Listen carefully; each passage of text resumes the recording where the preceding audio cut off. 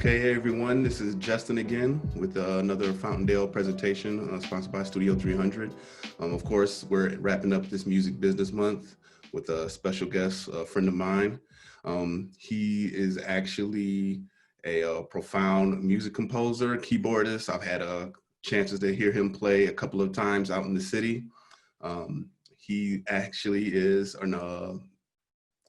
was a founding member of the band Sidewalk Chalk, which is a hip hop jazz group based in Chicago. He's also a creator of the annual J Dilla Donuts celebration, recreating the Sonic album for a 25-piece orchestra. I didn't know that. He is also the creator and of the first hip hop ensemble at Columbia College, my alma mater, of course.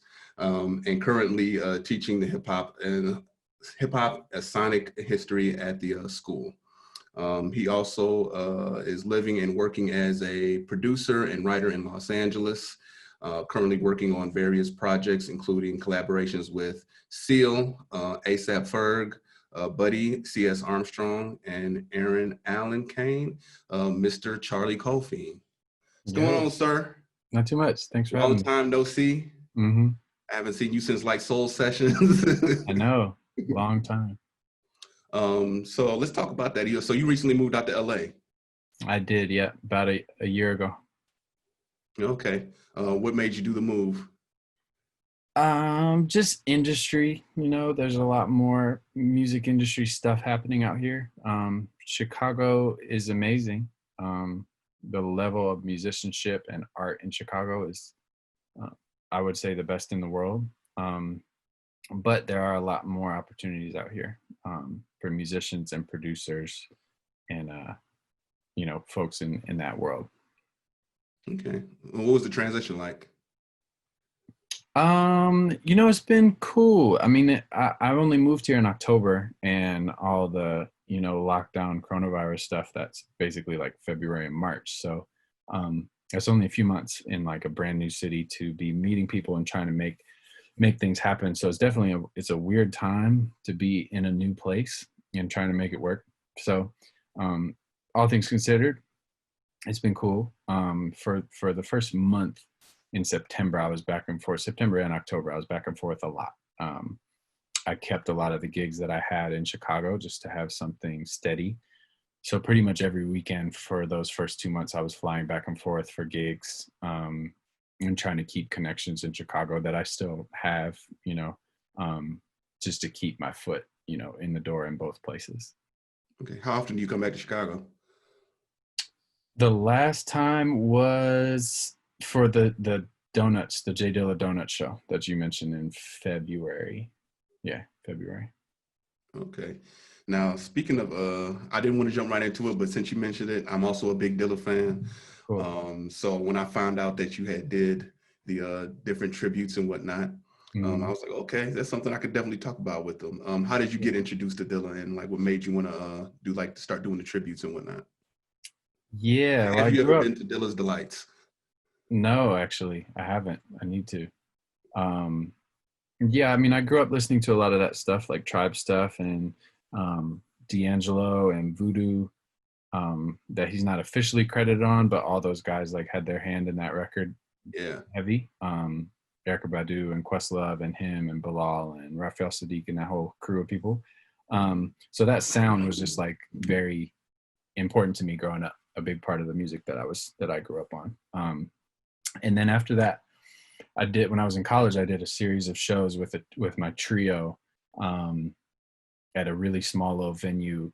We would play there pretty often, and then we started to do these shows where we would play a classic album top to bottom. So we did like the Roots live album, Come Alive. We did Superfly. We did Kid A and In Rainbows from Radiohead. We did a few other ones, and then we did Donuts, and that one just kind of like resonated with the three of us in a different way.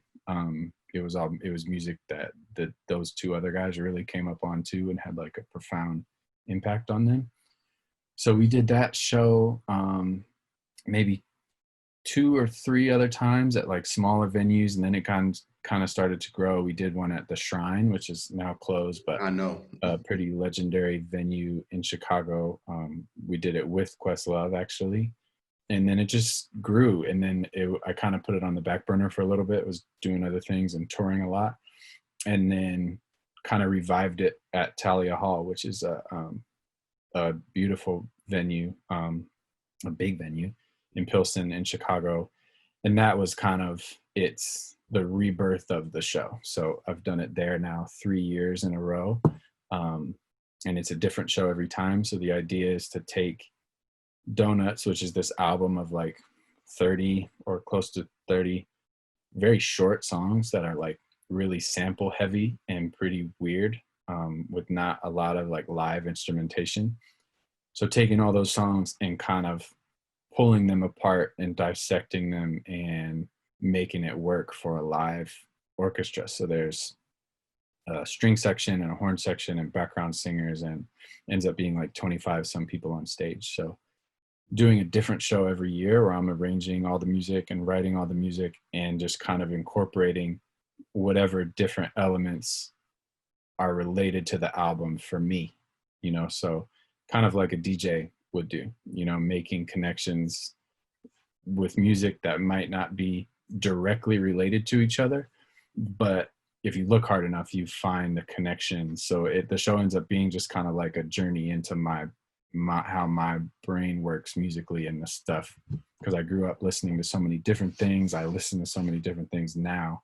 So it's a challenge, but it's really fun to make the show different every year, and just find, learn new stuff about the album, new stuff about the material constantly. Yeah, there was actually a couple of things I learned as far as like, I didn't know that Dilla had did the song for Erykah Badu, the what's it called, on Mama's Gun. No, I didn't know he had did that. And have you had a chance to check out Sweet from My Dukes? Mm-hmm. So yeah, that's really nice. It's cool. Yeah, I mean, people talk about that comparison a lot. That show is amazing, and Miguel Atwood Ferguson, who put it together, is incredible.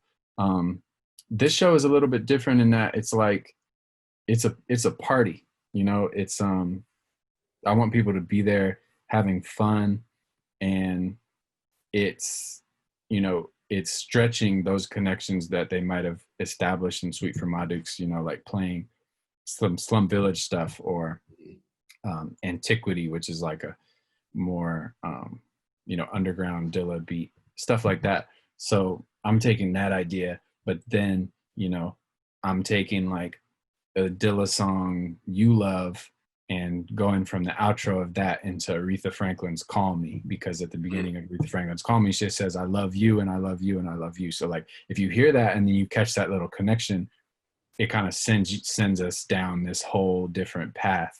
So that's what the show is all about for me, is just making those connections and trying to see if people catch them.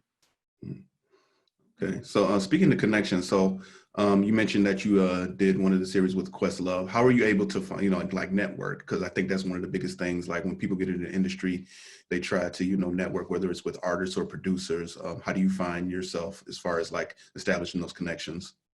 Yeah, well, that in particular came from the Shrine. So Joe Russo, the owner of the Shrine, was just a real champion and supporter of Sidewalk Chalk from the beginning, like plugged us into some really cool stuff. And so did Lauren, who was like one of his promoters and one of his people that worked there. And you just build relationships with people, and ideally those people become your friends, and it's not just a work relationship. And it's beneficial for everybody. You know what I mean? Like working with your friends is always the best when your friends are good at what they do. So that was, I think Joe had heard about the Dilla show, and then plugged us in. They had Questlove DJing, so we played before him, and then he spun until whatever, 2 or 3 in the morning.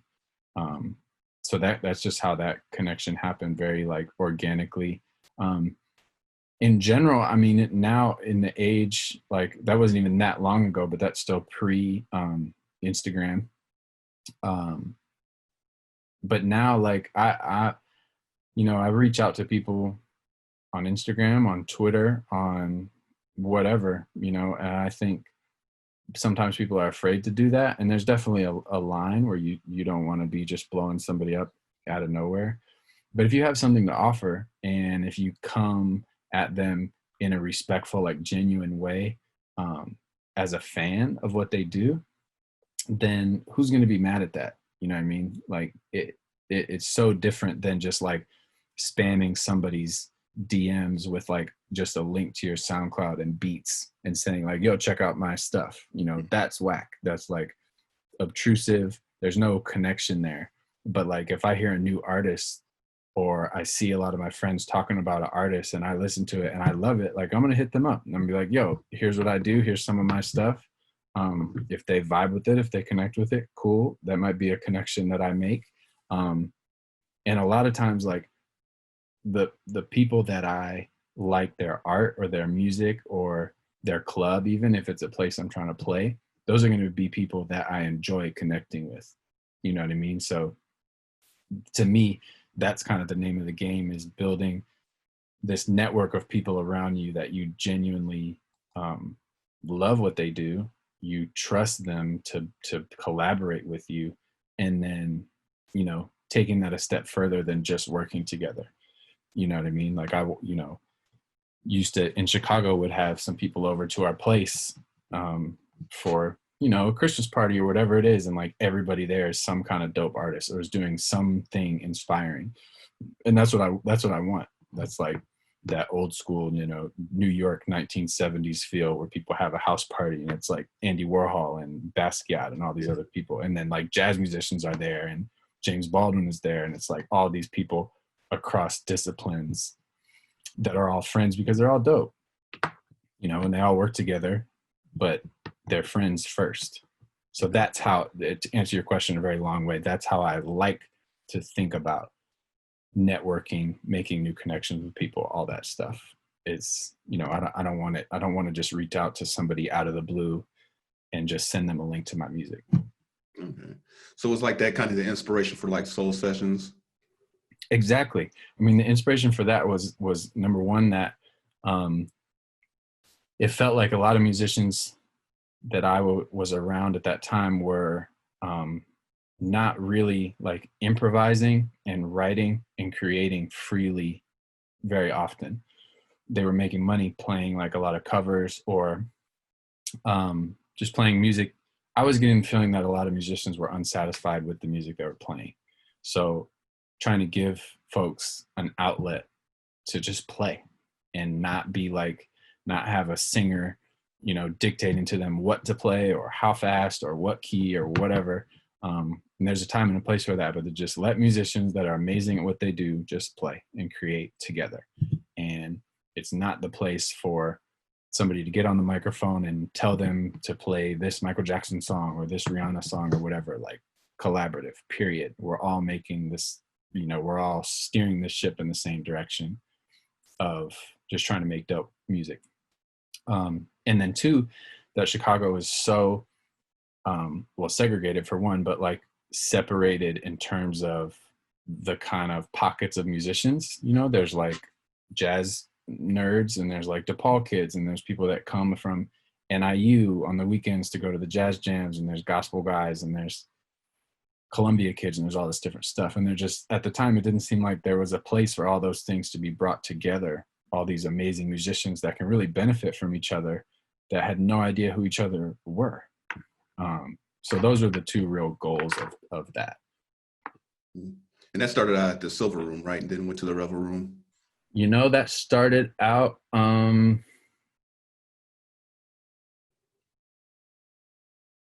think it started out at Locale, maybe. I think it started out at Locale, and then we were at the Silver Room briefly, and then Revel Room is where I feel like it kind of really hit its stride and turned into a real vibe. Yeah, that was really nice. Yeah, when I went there and I heard the improvisations and whatnot. Mm-hmm. So speaking of the Silver Room, how was it performing at the Silver Room block party? I missed you guys because I got there late, but oh yeah, It was amazing. It was amazing. I mean, Eric too. Eric, the owner of the Silver Room, has been just like such a supporter of Sidewalk Chalk and everything else that I've done for a long time. Um, and you know, he's a prime example of what I'm talking about. Like, I feel like his network and his just sphere in Chicago is so huge and is also so genuine. You know what I mean? Like the people that love Silver Room, they support Silver Room, like die hard. He's such a staple in the Hyde Park community, you know, and he supports his friends and his friends support him. And he's built this just amazing community of people and turned the block party into this massive event that like tens of thousands of people look forward to every year, because he always comes correct. And he's just such a genuine, awesome dude.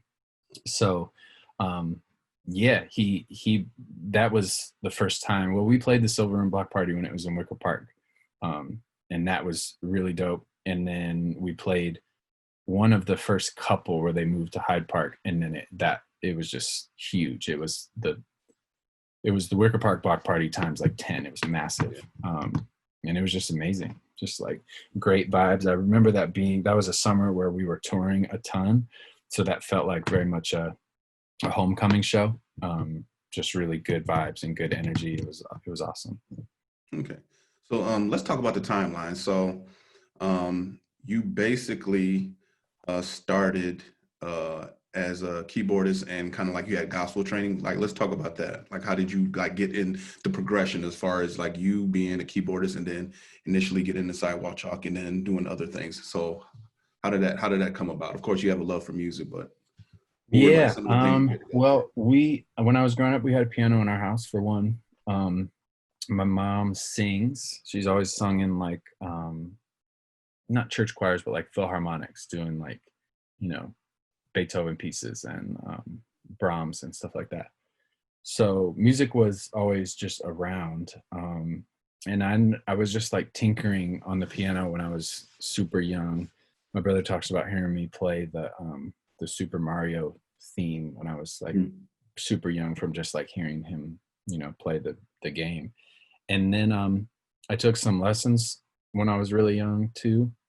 And then I had really, really great music programs in school they officially started, I think, in third grade, but I had been taking piano lessons for a little bit before that. But yeah, so from third grade on, like really, really great music programs in school where it was just like a focus of people. It's a fine arts magnet school.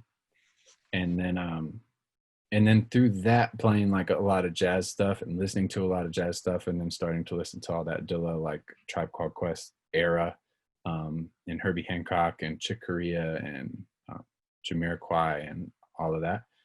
And then through my school, actually started playing with like some of the more gospel dudes. You know, I was in maybe middle school, just started like go to their churches and then just playing there. Listening and hanging out, and then eventually playing.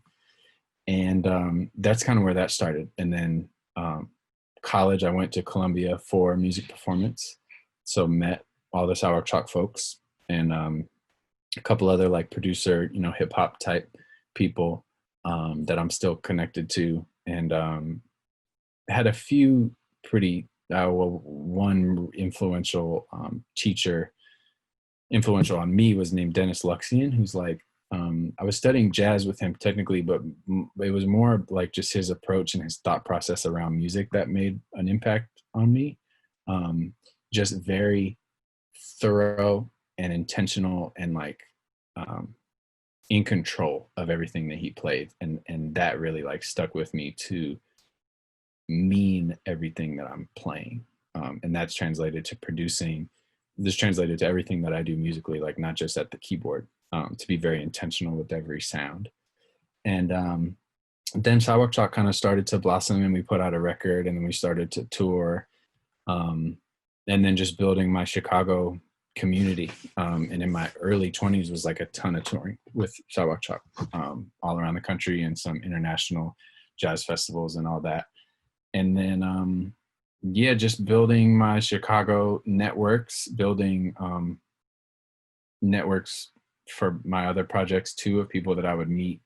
Like there's some folks that I met on tour with Sidewalk Chalk when I was like 22, 23, 24, that when I moved out here to LA, I like hit them up, and I still had a relationship with them, but we hadn't actually crossed paths or even worked together or spoken since those days, when Sidewalk Chalk played some random show in New York or LA or whatever it was. So just making those connections and keeping track, of who's where, and just kind of intentionally building my network in that way. Instead of, just being on tour, play here, play there, and coming back home and just like right back to where I was before. I was always trying to be conscious of like building my network in that way. So touring, I was also focused on broadening my own connections too, and just like expanding like that. So I think that's ended up being really beneficial for me to just be able to hit the ground running when I moved out here, to have a lot of these connections already, and all the great things that Sidewalk Chalk has done, to kind of use that as a stepping stone where, any of my personal success I can bring back to Sidewalk Chalk, and vice versa. Any of Sidewalk Chalk's success, I'm a part of that, and I can bring that in, carry that over into what I'm doing personally too. Cool. So what do you feel like, as far as like you guys put out an album, you start touring, what do you feel like your first taste of the music industry was? When like, did it hit you like a brick wall, or did you like kind of like fall into it where you like feel like you had to deal with the business side? Yeah. I mean, I'll tell you a very like kind of surreal and weird moment. When things were kind of first starting to take off, we took a meeting with this guy who wasn't necessarily from a label, but it was more like an agent type. And he was very, very, very, very concerned about hits. Like that was the only thing he was interested in, is hits, which in hindsight, like that's not really the lane for the band. It's not a commercial pop group. Doesn't mean that we don't have songs that have been more commercial or more like pop minded or whatever, but overall, and nobody really had an answer to his questions about hits, like how many hits are on the album, whatever. And I think that was a moment where we had to really like nail down what it was we were trying to accomplish, and what what we wanted it to be. Because I think it's in a group like that, especially that's been together for so long, and we started when we were so young, like that was the first thing that all of us did. I think it's important to ask, like, do you want a Grammy?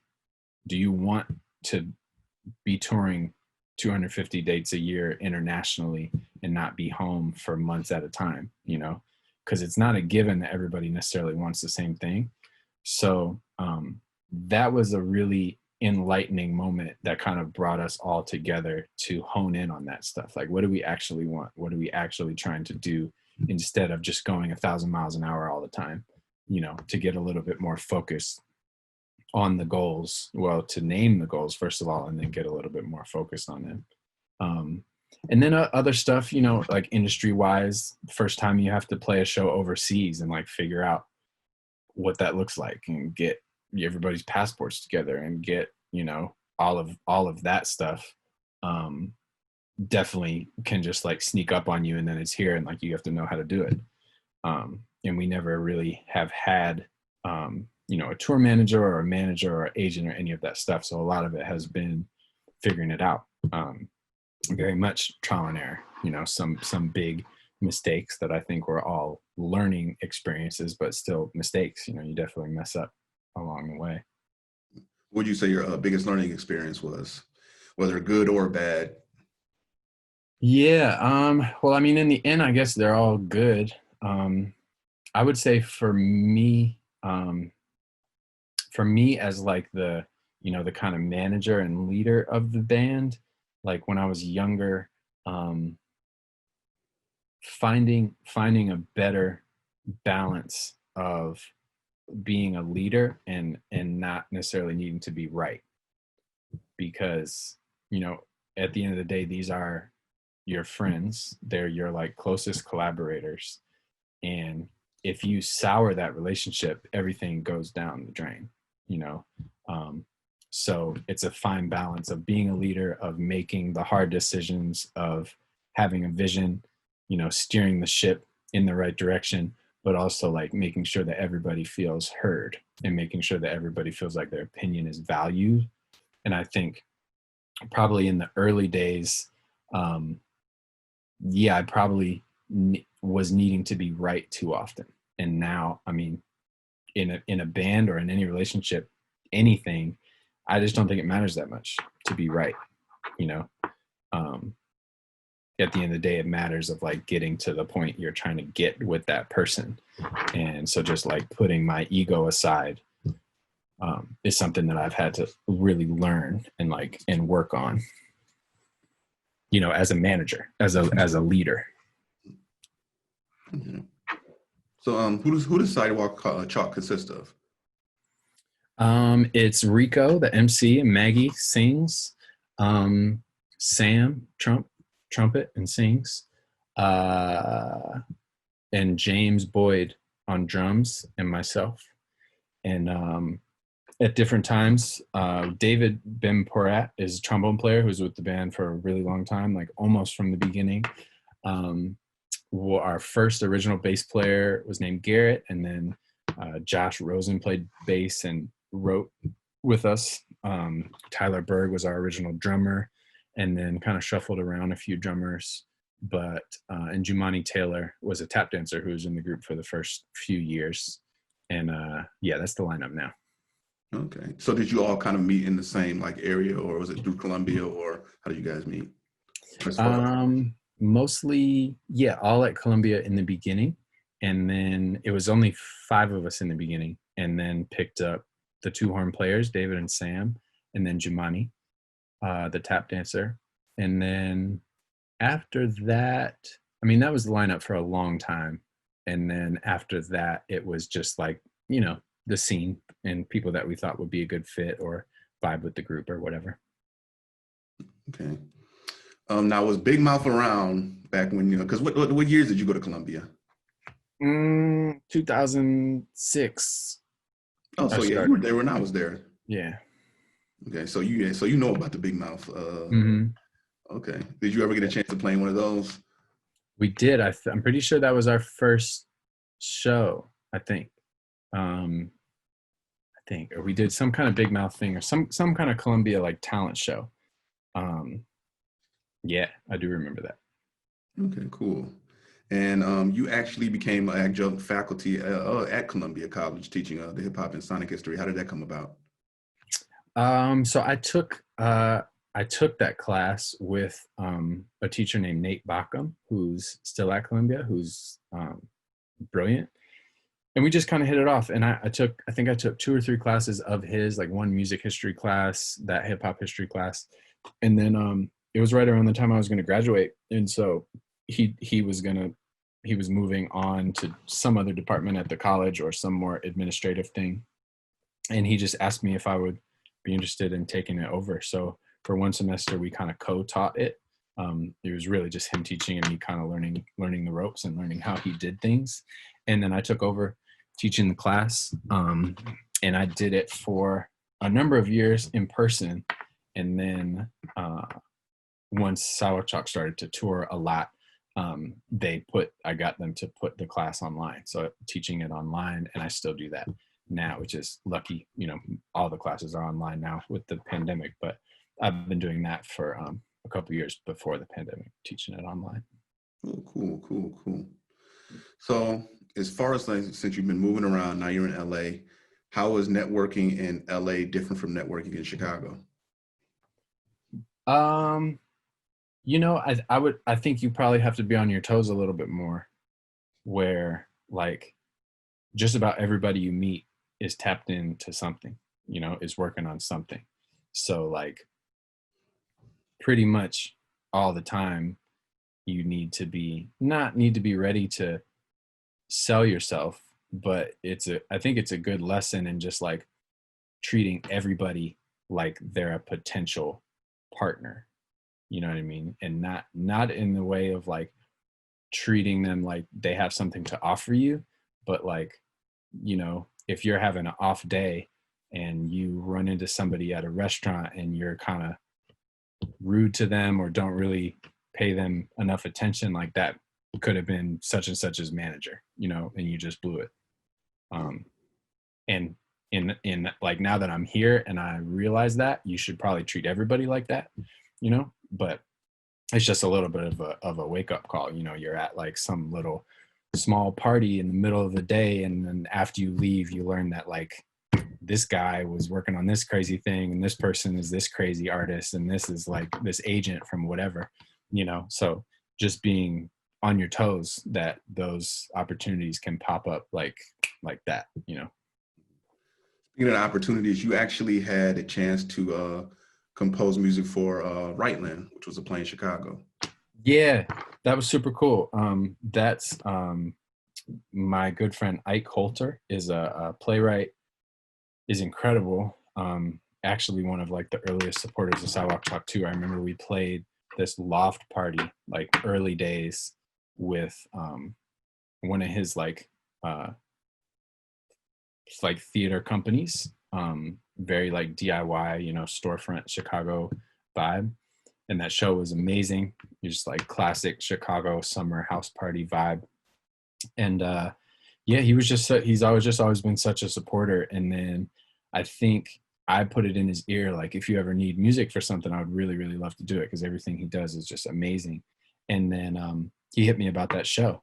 And so he has this series of plays that are all related. They're all like very Chicago centric, and it's all one story. So Rightland is a neighborhood in Chicago, and this was the story of a woman who goes to become an alderman and kind of gets like swept up in the griminess and the dirtiness of Chicago politics.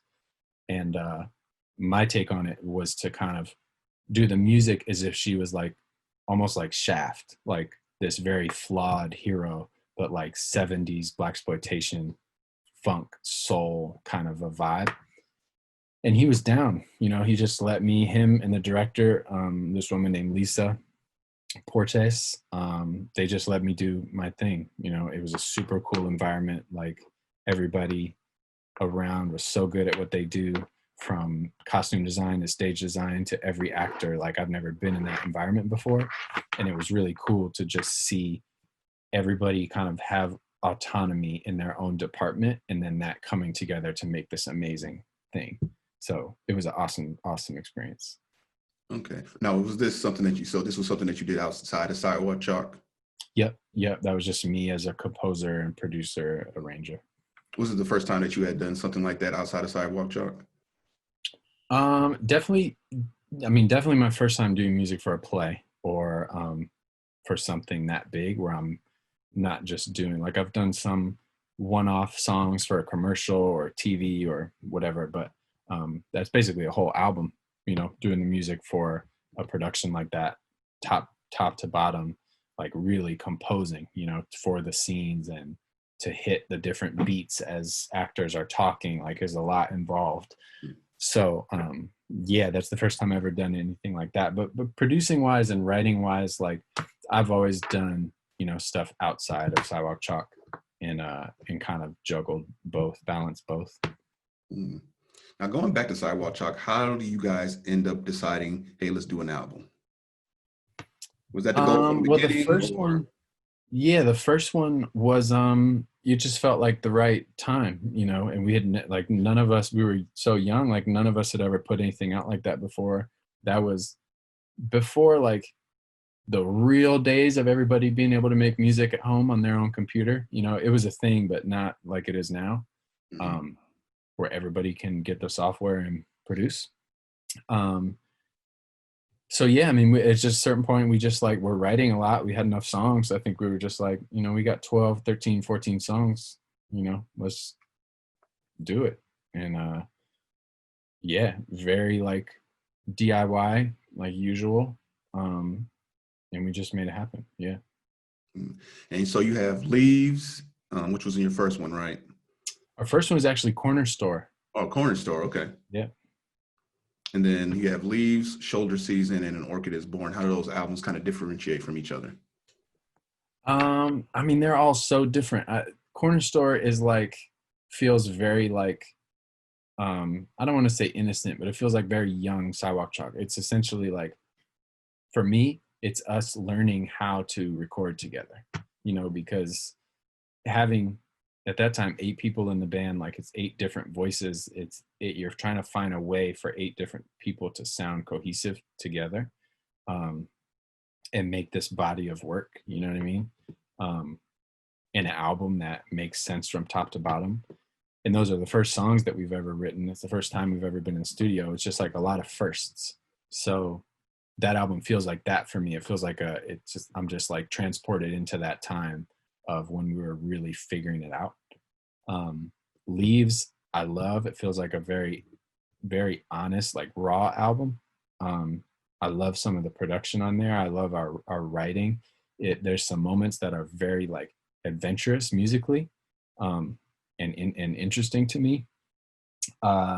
Shoulder Season is really cool because that it's all live. So we played, I think, 6 different shows around the country in some of our favorite cities where we had like the most loyal fan bases, and brought our own engineer to record it, like completely pro level, set up everything, you know, like sound check all day, and then play a live show.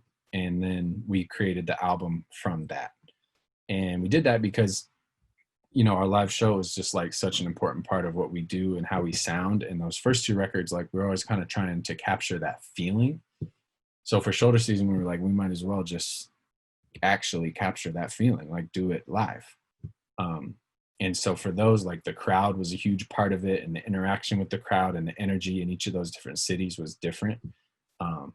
And that was just really cool. It was really challenging to put it together and make it, again, like sound cohesive. But that was dope, you know, and that's a really unique way to do that, because we would like, you know, love, say, the first half of one particular song when we played it in St. Louis, but the second half it didn't feel quite right. And so we would edit that together with the second half of the song from Chicago and make that sound like one song, or sound like it was recorded in one place. And just all the little, you know, magic of playing live. Like you can hear that on there, you know, when somebody yells something at the perfect time in the crowd or whatever. And then An Orchid is Born is definitely like our most adventurous album by far.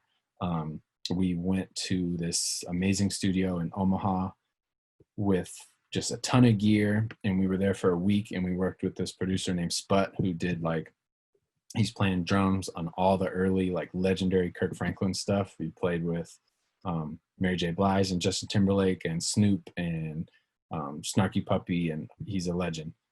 So he produced that, and that's our first time like really working with a producer. And that was so cool because he, you know, a good producer when working with a band is able to take everybody's ideas and like distill them down into the best thing. And having somebody outside of the band do that is such a different experience, you know, because we've been working on these songs for a year, sometimes 2 years. And for him, or for any producer, they're new. So they hear them for what they are, you know what I mean? And like, say we have a B section of a song that the only reason that's in there is because that was our initial idea for the song and we didn't want to get rid of it. But like a producer's like, that doesn't make any sense. You know, they don't have the same associations with the music that you do. They're just hearing it how it is. Yeah. And aside from that, he's just a genius, like incredible musician and artist. And that one we actually did a Kickstarter for and raised a bunch of money where everybody just like really threw down for us and got in our corner and made it happen. Yeah, I'm proud of all those albums, and they're all special and different in their own way. Okay. So it's like far as the recording process, because I know me myself when it comes to like, and you know, it's probably different for you since you have a band, whether you're doing it as an individual. I've noticed that from the beginning, I can see that you have like a lot of drive or ambition or whatnot. Mm-hmm. Where do you think that comes from? Is it something that's just natural?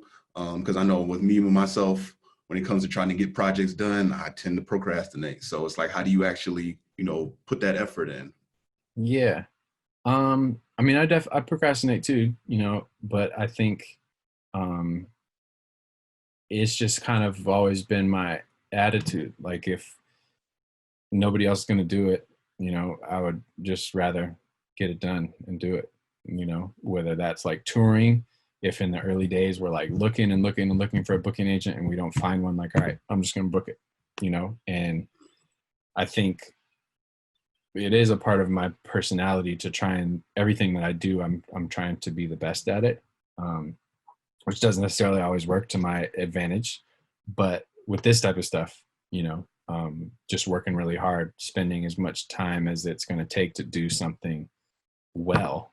Um, I think, you know, as at that time somebody was trying to make everything happen by themselves, like that really works in your favor. You know, like if you try out a booking agent and they're whack, like, okay, no, you know, I'm going to go back to doing this myself or whatever. You can wait until you find the right person, um, you know, or producing or any of that stuff. You know, I think you can do it all by yourself. It's just recognizing like when, at what point to hand over the reins, you know what I mean? Or especially when you're running a band, like at what point is it detrimental to the band and like to the music, you know, because that can be really, really tough to want to focus on the music, just want to focus on the art, write the songs, record the thing. But you have to worry about 20 other things. You have to worry about filing the band's taxes. Yeah. You know, like stuff like that gets crazy. So, yeah, I'll say, I mean, it's definitely just part of how my brain works, to work hard and to work quickly and try and do things really well. Yeah, and I don't know. I can't point to like one specific thing of where that comes from. It's just always kind of how my brain works. Okay. So would you say maybe perfection is your motivation? Yeah, in some ways. I mean, there's a lot of things that I'm a perfectionist about. I'm not a perfectionist about everything. I'm actually far from a perfectionist about the music itself. I think perfect music is kind of boring, or like I'd rather listen to a singer that has an imperfect voice tell a good story than a singer with a perfectly beautiful voice. Mm. You know what I mean? Yeah. And I think that's true for me for every instrument. Like, there's a thing that there's this the dap kings, and like dap tone was like Sharon Jones, Charles Bradley, that whole like soul gritty resurgence that came about in like the mid 2000s. So the Dap Kings was that band, and they had all this analog gear, like crazy gear. They recorded all their stuff to tape, like time capsule, right? Doing all this stuff like exactly how they did it in the 60s. And their whole thing was shitty is pretty. That like you do it on tape because tape is imperfect. You use these old mics because they have this character, because they've been around for 50 years. And it's just, it feels a certain way because it's not perfect. It's not like digital and polished and clean. So, you know, I would almost say like, I'm a perfectionist now about keeping things imperfect. Gotcha. You know what I'm saying? Yeah. Favorite piece of gear? Since we're on that Of subject. gear, you know, honestly, I'm not a huge gear like head. The synth that I have that I love is a Rev 2. It's a Prophet Rev 2. I would love to get a Model D Moog synth Oh yeah. and a Mellotron. Like all of those I've used in the studio a lot, but I've never had my own. Okay. That's what I was going to ask you. I see that you have a nice little list of names as far as people that you performed with. You shared the stage with some of my favorite artists. We already mentioned Questlove. You've had D'Angelo, which is my favorite neo soul artist. And you also had De La Soul, famous hip hop group, Action Bronson, Jean Grey, who I actually got a chance to see at the Shrine before they closed that down. Mm-hmm. How was that as far as like being able, and have you ever been able to collaborate with any of the artists that you shared the stage with? None of those folks. None of those folks. Well, the producer from J Davy, I have. Uh, yeah, Brooke. He's an LA guy. But no, from those, I mean, the biggest thing from that I got from those shows is just like watching how those people move, how they perform, how they just handle the day to like the night, you know, the whole process of getting to the venue, sound check, going to the green room, coming, putting the show, packing up. How late do they stay? How drunk do they get? How, you know what I mean? Like all that stuff, it's, you take notes, you know what I mean? What people are like, because all of those artists that you mentioned are doing this day after day after day after day. And for all of them, like decade after decade after decade, you know? So as a young touring artist at the time, you just kind of take mental notes of like what their vibe is. And usually it's like their vibe is very accommodating and kind and chill, because like it's just not worth it to be so stressed when you're doing that all the time. You know what I mean? If you show up to the venue and fight with every sound guy every night, it's exhausting. You know, so just little stuff like that, or like what I'm saying, how much do they drink? Like a lot of them, they're not like hanging out getting drunk at the club every night. Like they're doing their job, they're kicking it, and they're going home or going to the hotel or whatever it is. So for me, that was the biggest thing to learn from like sharing the stage with a lot of those folks, is just like to see how they move and navigate that life on and off the stage. Okay. So is it something that you kind of have to appreciate from afar, or do you got to kind of get to interact with them? Both. I mean, like some of them, you know, if you play a festival with somebody, like you're probably not going to have an interaction with them. But some of those folks is at like a smaller venue, and sure, like, you know, your green room's right next door, like you sound check right after them, or you're sharing equipment or whatever. Yeah, you can definitely, you know, rub shoulders with some of those folks, and they're all people, you know. They're all just people, like no matter how famous they are or whatever. Okay. Have you ever gotten any advice, and if so, best piece of advice you've gotten? Honestly, the best piece of advice that I've gotten lately is not anything new, but somebody said that something isn't business or isn't personal, it's business. Mm-hmm. And people say that all the time, and people usually use that as an excuse to be an asshole, you know, and it's that's said in like a real negative way. So like if, you know, somebody can do you dirty or screw you over and be like, well, it's not personal, it's business. But in this context, it just kind of clicked for me that it's a note for myself. Like I would never treat somebody in that way of, you know, expecting them to take something as business and not personal. I'm always going to take someone's feelings into account and be kind and be honest and be genuine and whatever. But for myself, to not let something get to me and take something personally, that's business. You know what I mean? Because there's just no time. Like I don't have time to be taking things personally or get my feelings hurt. Like just keep it moving. You know, if something doesn't work out in my favor, like it's not personal, it's business. Bam. Like what's the next thing? It doesn't bother me. You know what I mean? Yeah. So I think that's, for me, that's super helpful, but not using that as a way for me to treat other people. You know, for me to treat other people like everything is personal. I care. You know. Cool. So what would you say are some of the biggest collaborations that you have done so far? You know, there's been some cool stuff happening since I moved out here. There's a lot of stuff in the works that I can't say until the music comes out. But I've been working with one person that I've been working with a lot and playing live with a lot is Seal. And we've built like a super cool relationship of writing a lot of stuff together, doing some like small private shows and stuff. So that's been really dope. Cool. And you said, so you're still doing the Dilla tributes, right?